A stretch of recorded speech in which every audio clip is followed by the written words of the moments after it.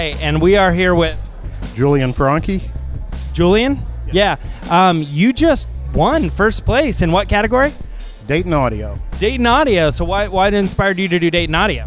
Well, I've used their drivers in the past, and I've really liked them.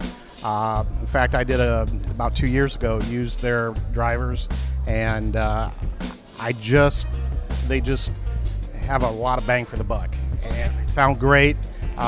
They're reasonably priced, and you just can't go wrong with them. So which ones did you use specifically? For the woofer, I used the RS225 in the 8-ohm version. The mids is the RS125, and then for the tweeter, I used the DC28FS. So what's the coolest thing about this project? Why does it work? Why does it get first place?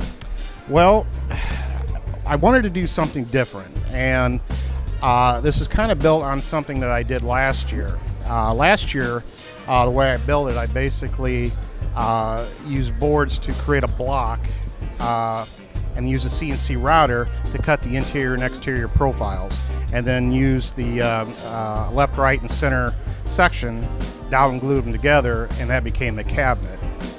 With this project, I essentially took pieces of wood that was 3/4 inches by 1 inch, various lengths with the ends cut at a 15-degree angle.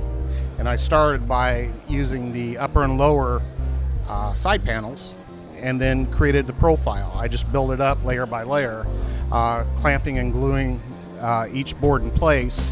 And then once I got to the second to last layer, then I did all the internal work. And it basically created like a butcher block look or the striped look, and using two different types of wood to get the contrast.